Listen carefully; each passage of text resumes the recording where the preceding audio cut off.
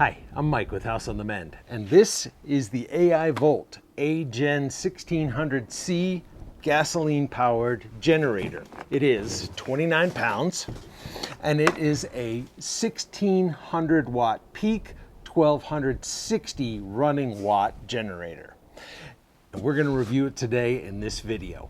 We are going to unbox it. We are going to go through all of the components on it.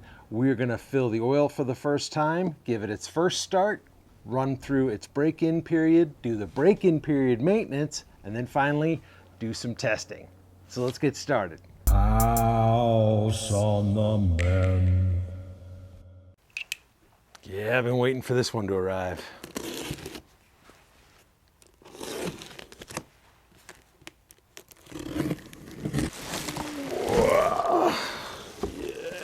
Shoulder workout. Ooh, look at that pretty color. Very search and rescue-ish, if I don't say so myself. Nice feeling finish to the plastic. No sharp edges, really. Yeah, nice. Looks like we have a little tool bag. Spark plug, maybe? And a Phillips and flathead screwdriver. All right. Then we have a threaded little nozzle here. I wouldn't be surprised if this is for oil. This port up top here, it's very dark in there. It's all black parts. But it looks like our spark plug access might be right there. If we turn it to the back, as you would imagine, we have the exhaust. That seems to be about all we have here. It looks like there's a spark arrestor already installed on it. That's nice. If we flip it this way, I see the pull start handle, the fuel switch, very easy to read, just off and on. That's it. Here's our choke. It says run and start. Easy. We have a little card right here that says, stop, your engine's been shipped without engine oil. Do not add fuel or start the engine before adding oil. And it says crankcase capacity is 0.37 quarts of 10W30. So we'll have to get some of that. I don't think any of our cars run on that. And then we turn around to where all the goodies are. Top left, we have a green LED for output, meaning there is some load on it. We have a watts overload signal, a minimum oil signal. Right dead center there, we have cool USB and USB-C ports. Right next to that, we have the 120 volt, 20 amp with this nice rubber door. Two outlets there, so very cool. We go down to the middle, we have our hour meter, engine switch on, eco mode on off. We have a reset button, and then it has a built-in carbon monoxide sensor. Huh, nice. We have parallel connect, so these two little ports here is how you can slave together another generator. Very common. We used to have a couple Honda generators that did that. And finally, bottom middle here, we have a nut where you can attach a ground. All right, one screw at the top here that I removed with the included Phillips, and that pops off this panel. And we have the air filter, and all the way down here at the bottom is our oil. Oh, there's a lot of threads on it. We get a dipstick, very nice. So we'll be able to tell when we have the proper level. All right, let's set up for our first start. So I am going to add the oil. Now I didn't have any 10W30, but I had plenty of 5W30 full synthetic that I used for a couple of our automobiles. And if you look at this chart here, it says that the 5W30 full synthetic actually has a wider range of ambient temperatures recommendation. So we're going to use that because it's going to be just perfect. I'm going to remove the dipstick. Then I'm going to thread in the included funnel. There we go. All right, the manual says that the oil capacity is 11.83 ounces. It also uses liters, but I'm using ounces here, so I'm just going to make it an even 12, and that'll make up for any that sticks to my little measuring cup. Now I'm going to hold up the included funnel and pour the oil in. Now there's two separate locations in the manual and the quick start guide where it says that the oil is included with the unit. I can assure you that is not true. You have to supply your own. There was no oil in the box that I received, but that's fine. I always have 5W30 on hand so I can change the oil in a couple of our vehicles that use it. All right, easy. Let's let that set down. Now if you wanted to be a stickler, you could take the dipstick, dry it off, measure a couple times to make sure you're right within the range. But this unit has a low oil indicator. It actually senses if the oil drops below the safe amount and will shut off the engine. So if you ever get a shut off of your engine without you commanding it to turn off, I would check that oil, because you'll have an indicator light right on the front panel here, and it will then, for safety, shut it off. All right, I'm just going to tip it back here so I can see. Okay.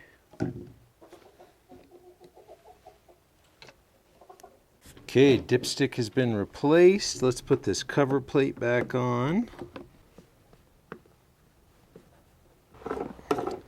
So what we're going to do today when I put gas in and we start this up is the initial 5-hour break-in period. So we're going to let this guy run for 5 hours.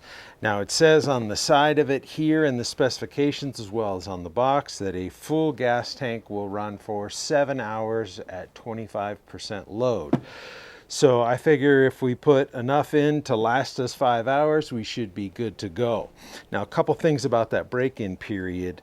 We want to be below 50% of the load, but we want to vary the load a little bit, have a load on it. And here's what the manual says. During the break-in period, stay at or below 50% of the running watt rating and vary the load occasionally to allow the stator windings to heat up and cool.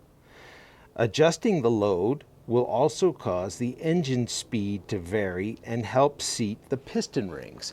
So I'm glad to have read that, because I probably would have let it just run by itself with no load on it to break it in otherwise. So for that load, I am gonna charge some batteries. This right here is my homemade battery pack and charging station.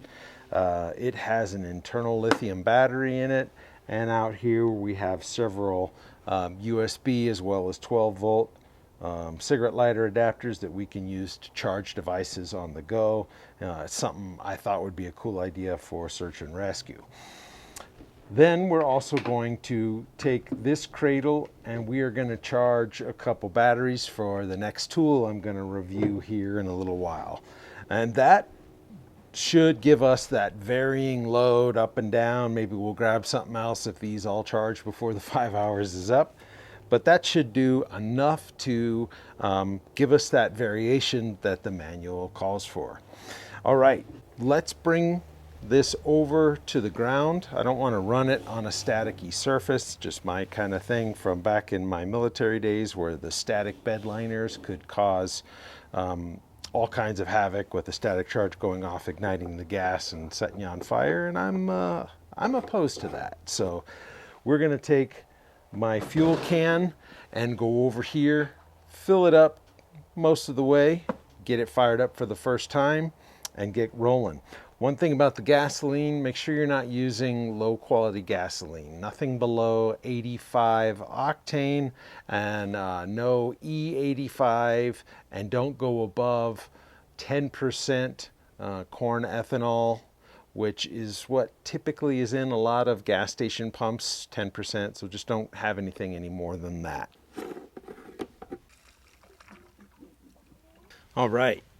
First thing we want to do, we want to turn the vent to on the gas cap to allow air to come in so it doesn't get starved for fuel. Next, we want to turn the fuel on. Then we want to turn it from run, the choke from run to start. The engine is turned on, that switch on the front control panel, and we should be ready. This is the exhaust. It's heading out away from the house and the doors, and we are safely far enough away from the doors so that we're not getting any carbon monoxide rolling in, and the wind is going this way today, so all that is perfect. Let's see if we can get it to start.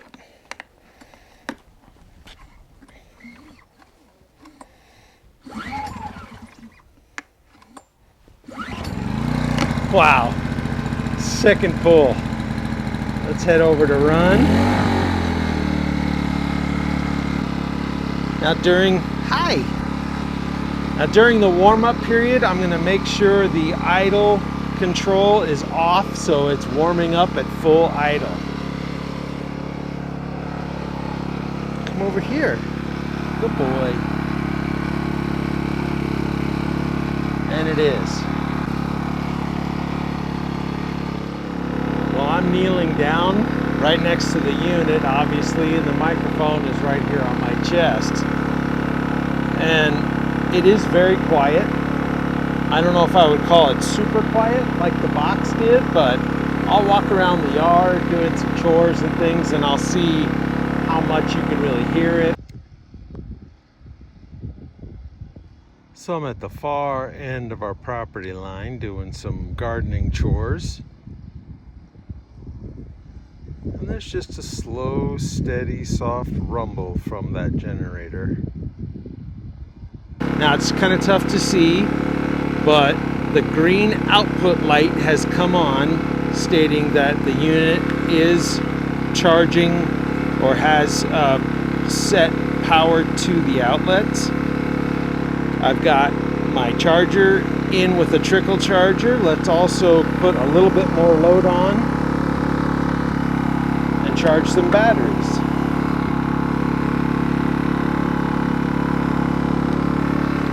Green light comes on.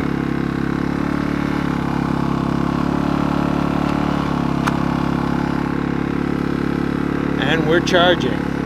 All right. All right, we might as well trickle charge the Razor while we're at it.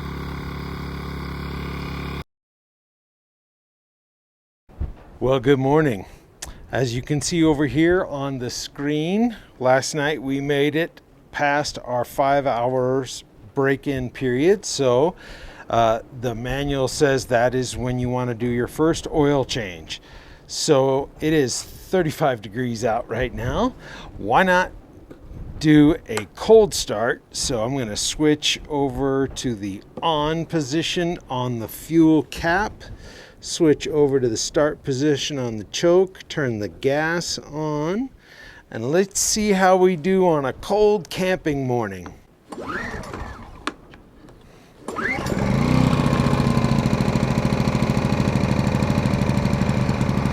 Two pulls every time. Switch that over to run. And we'll give it a few minutes. Alright, I gathered all the supplies I need in this little basket because individually they're blowing away in the wind. Let's shut the gas off. And we'll see how long it takes to drain the bowl. And there it goes. So, that was quick. Just under 2 minutes once you turn off the gas to drain the bowl. that's pretty good. You know, that means you can empty out the contents here if you're going to overwinter it, and you know there's nothing left in the carburetor. So once again, we're going to take off this access panel. Okay, to drain it, I am going to use this same screw and funnel to avoid the mess of the oil just pouring out of here. There it comes, easy.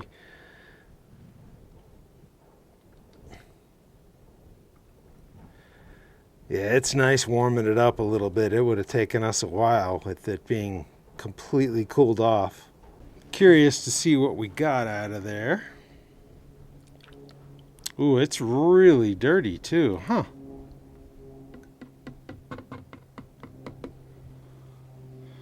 Look at that kind of greenish color. I don't know if there's some remnants from this old coffee can or what.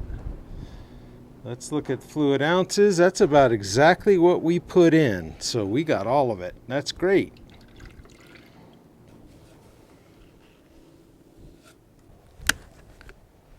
Tip it back here, fresh oil in.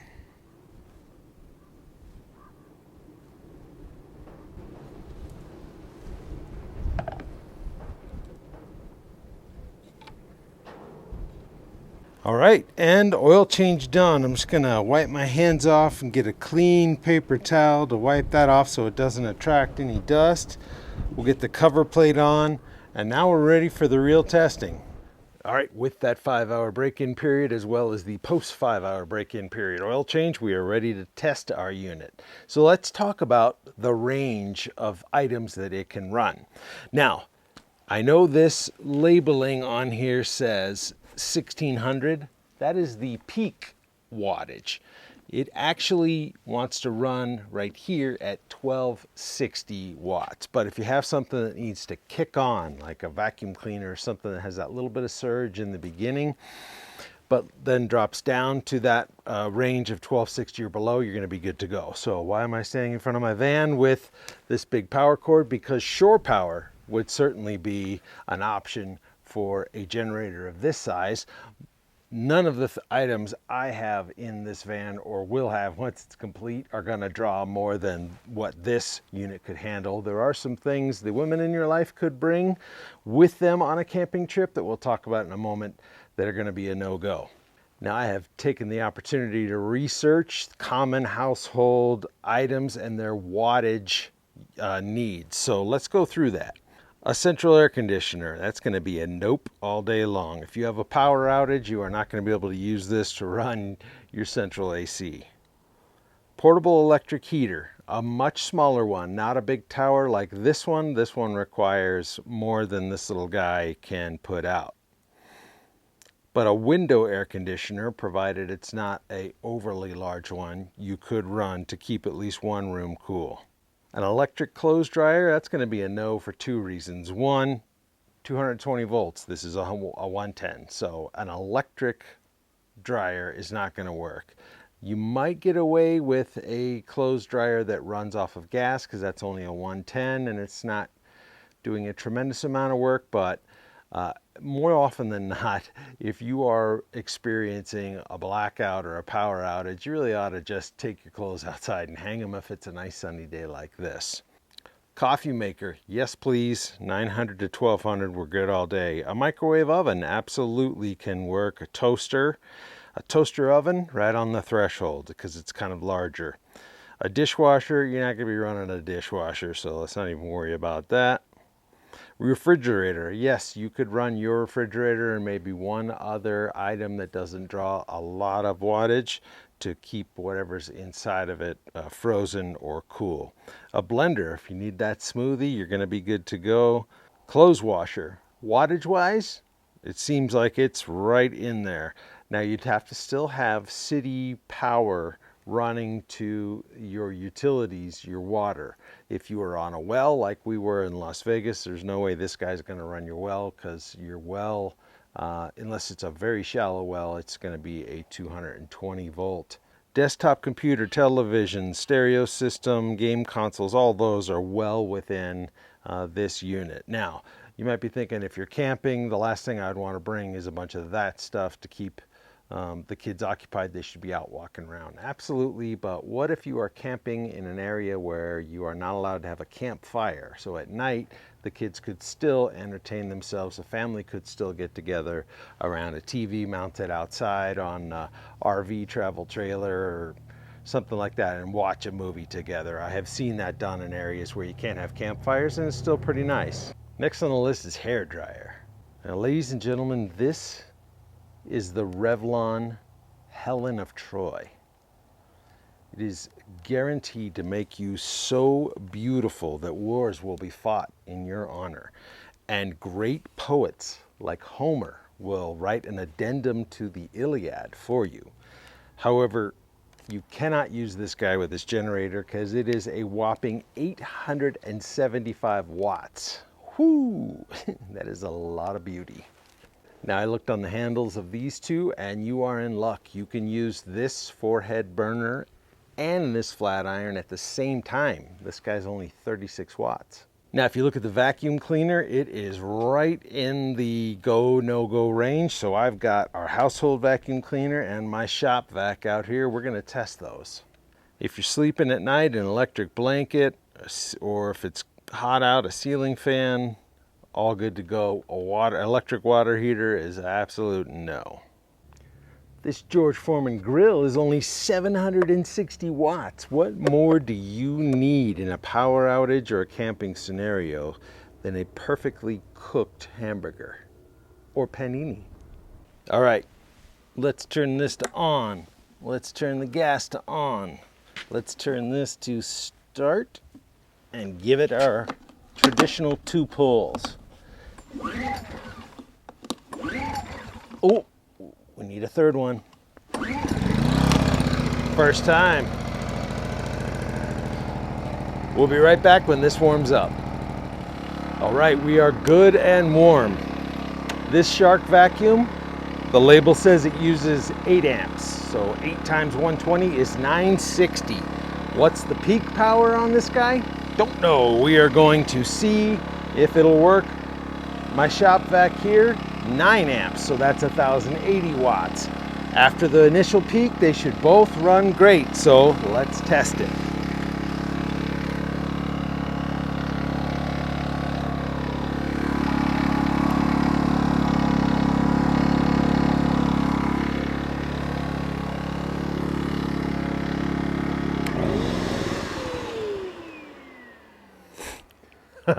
Oh man, guess not. It's not supposed to do that. It's supposed to pop this little reset.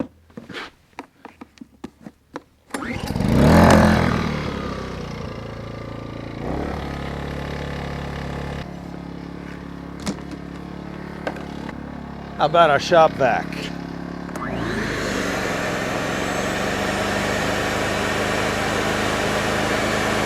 All right.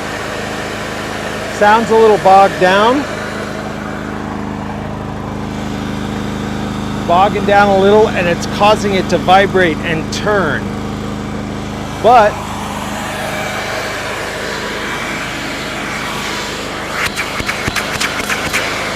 it's working.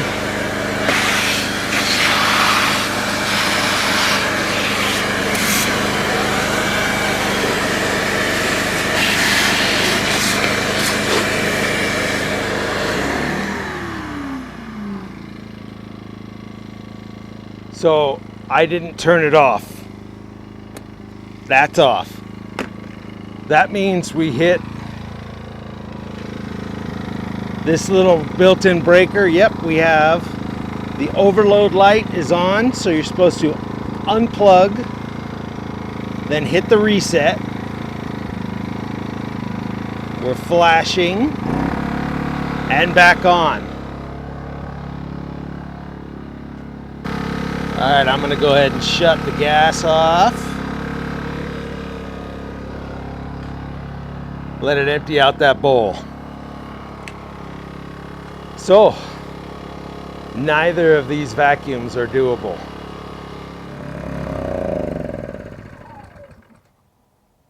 There we go, empty carburetor. If you found this video helpful, will you please give it a thumbs up? It's really helpful to the channel. Also, please consider subscribing. I am stacked with tool reviews coming. I do my best to have very detailed yet efficiently edited tool review videos. There's a lot more to come, and it's really helpful to the channel. It's free. All you do is log in and click subscribe on YouTube or follow on Rumble. Super helpful to the channel, and thank you for everybody who's been doing that. Now, I want to thank AIVOLT for sending me this unit for free for my independent review without any preconceived notions on what I was going to say. They have checked in a couple times to see how the progress was going, but they haven't wanted to have any editorial influence. Whenever I have companies like that, I refuse those videos. I think it takes a lot of courage to just send a tool out and let the reviewer go through it in real life testing scenarios. I'll leave a link to AIVOLT's website for you to peruse, as well as a link to this exact generator. Now, full disclosure, that link will be an Amazon affiliate link, so if you click on it and end up making any purchase, it won't cost you a thing, but I do get a small reward at the end of the month. Now, I'm admittedly no generator expert. I'm just testing this one with common household items that you might need to use while in a power outage or when you're out camping.